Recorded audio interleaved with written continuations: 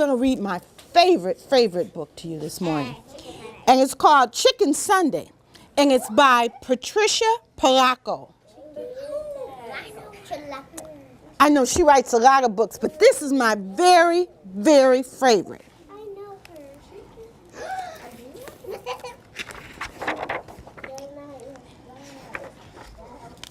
Stuart and Winston were my neighbors. They were my brothers by a solemn ceremony we had performed in their backyard one summer. They weren't the same religion as I was. They were Baptists. Their grandma, Eula May Walker, was my grandma now. My babushka had died 2 summers before. Sometimes my mother let me go to church on Sunday with them. How we loved to hear Miss Eula sing. She had a voice like slow thunder and sweet rain. We'd walk to church and back. She'd take my hand as we crossed College Avenue. Even though we'd been churching up like decent folk ought to, she'd say, I don't want you to step in front of one of those 2 fast cars. You'll be as flat as a hen's tongue. She squeezed my hand. When we passed Mr. Kudinsky's hat shop, Miss Eula would always stop and look in the window at the wonderful hats. Then she'd sigh and we'd walk on.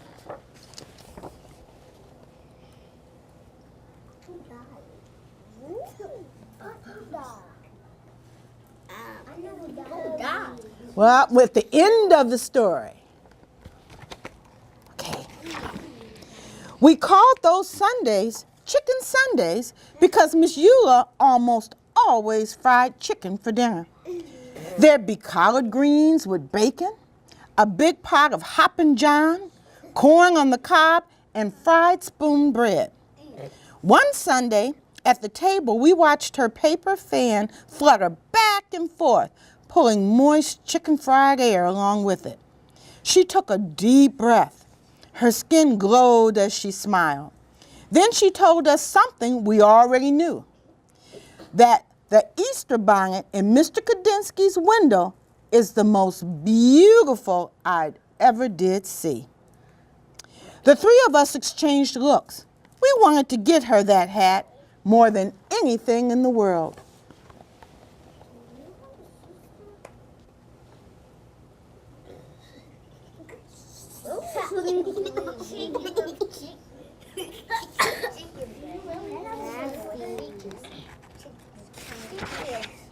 Stuart reached into the hole in the trunk of our wish tree in the backyard. He pulled out a rusty Band-Aid tin. The 3 of us held our breath as we counted the money inside that we had been saving for weeks. If we're going to get that hat for Miss Eula in time for Easter, we're going to need a lot more money than this, I announced. Maybe we should ask Mr. Kudinsky if we could sweep up his shop or something to earn the rest of the money, Stuart said. I don't know, Winnie said fearfully. He's such a strange old man. He never smiles at anyone. He always looks so mean. We all agreed it was worth a try anyway.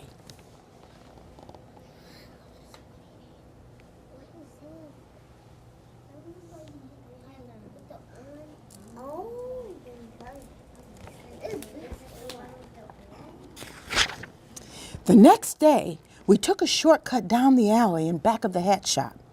Bigger boys were there. They were yelling. Eggs flew past us and pelted Mr. Kudinsky's back door. Just as the boys ran away, the door flew open. Mr. Kudinsky glared straight at us. You there, he yelled. Why do you kids do things like this? It wasn't us, Stuart tried to say, but Mr. Kudinsky wouldn't listen to us. All I want to do is live my life in peace. I'm calling your grandmother, he shouted as he waved his finger in Stuart's face.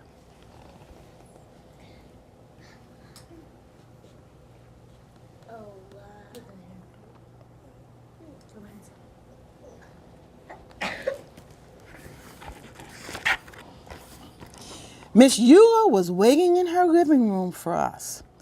Miss Eula, we didn't throw those eggs, I sobbed. Some big boys did, Stuart sputtered. What were you doing at the back of his shop in the first place, she asked. We knew that we couldn't tell her the truth, so we just stood there and cried. She looked at us for a long while. Baby dears, I want to believe you. Heaven knows that I brought you children up to always tell the truth. If you say you didn't do it, then I believe you. It's too bad, though, she went on to say. That poor man has suffered so much in his life. He deserves more than eggs thrown at him. You know, he thinks you threw those eggs. You'll have to show him that you are good people. You'll have to change his mind somehow.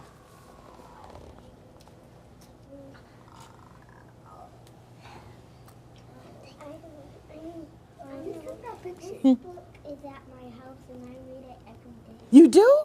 Oh, then you got to keep the secret because you know what's going to happen. In my kitchen the next day, we thought and thought. How can we win him over when he thinks that we threw those eggs, Stuart asked. He doesn't even like us, Winston chirped. Eggs, I said quietly. Eggs? Stuart asked. Eggs, I screamed. I went to the kitchen drawer and took out a lump of beeswax and a candle and a small funnel with a wooden handle and some packets of yellow, red, and black dye.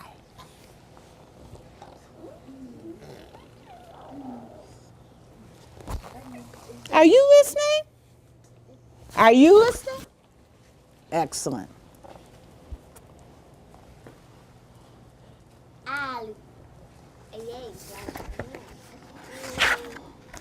Mom helped me show the boys how to decorate the eggs the way my booby had taught us, the way they do it in the old country.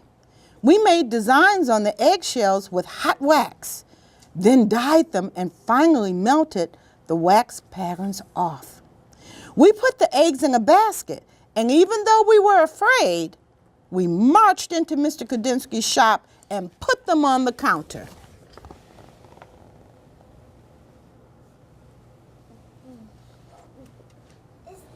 It's the same ones on the back of the page.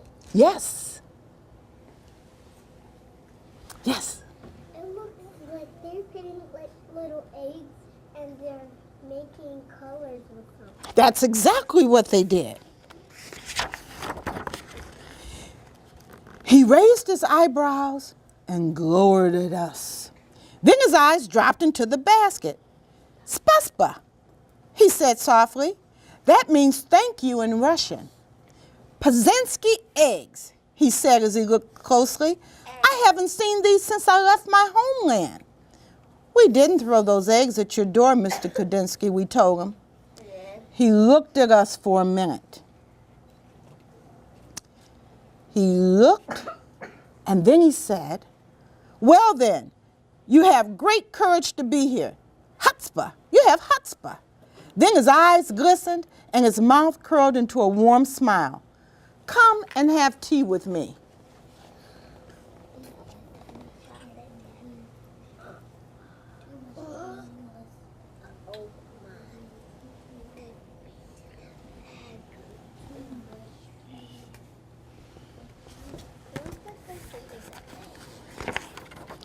We spent the whole afternoon talking together, having poppy seed cake and strong tea. He told us about his life. We told him about ours.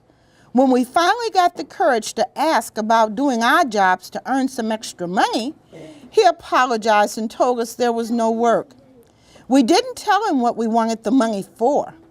It didn't seem right to do that. Our hearts sank. I tell you this, he said thoughtfully, those eggs are as beautiful as my hats. Stuart, Winnie, and I looked at each other. Well, it's almost Easter, he went on to say. I'm sure that people would love these eggs. Set up a table and sell them right here in my shop.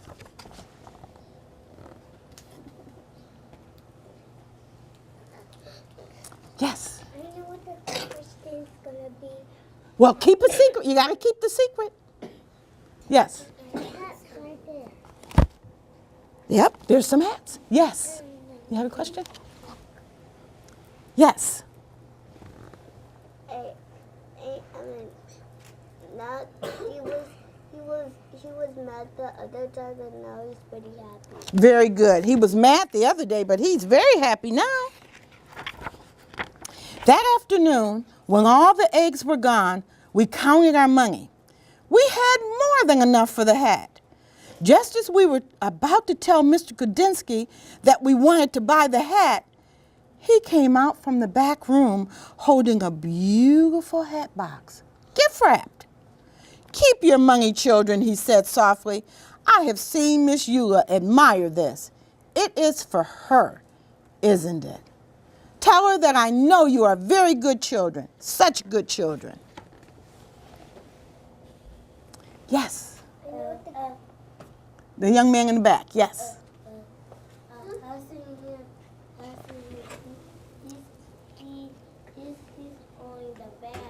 He's holding the hat box. Yes.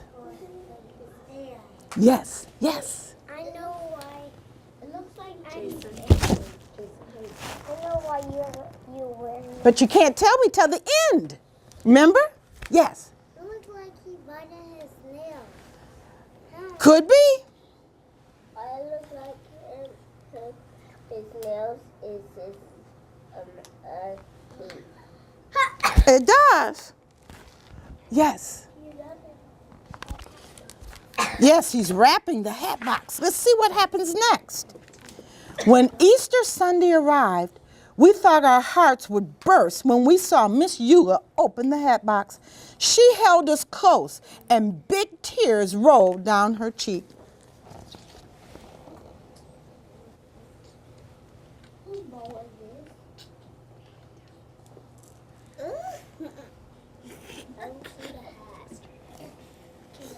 Hold on, because I think the secret's out. Hold on. Our hearts sang along with the choir that Sunday. She looked so beautiful in that hat. When it came time for her solo, we knew that she was singing just for us. Her voice was like slow thunder and sweet rain. Yes. Is it for church or a party? It's for church. She wore it on Easter Sunday. I go to church. You do? Are you listening? I don't know if you're listening. Are you listening? Are you really listening? Very good.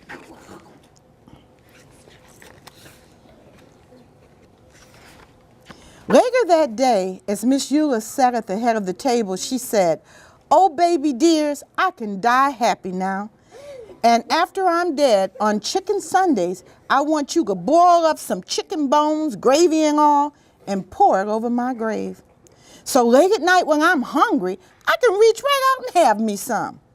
Then she rolled her head back and laughed from a deep, holy place inside. Is she dying? That's it? We don't know. Is she dying? Let's wait and see. Let's see what happens. Winston, Stuart, and I are grown up now. Our old neighborhood has changed some, yet it's still familiar too. The freeway rumbles over the spot where Mr. Kudinsky's shop once stood. I think of him often and his glorious hats. We lost Miss Eula some time back, but every year we take some chicken soup up to Mountain View Cemetery and do just what she asked. Sometimes we are especially quiet inside. We can hear singing, a voice that sounds like slow thunder and sweet rain. The end.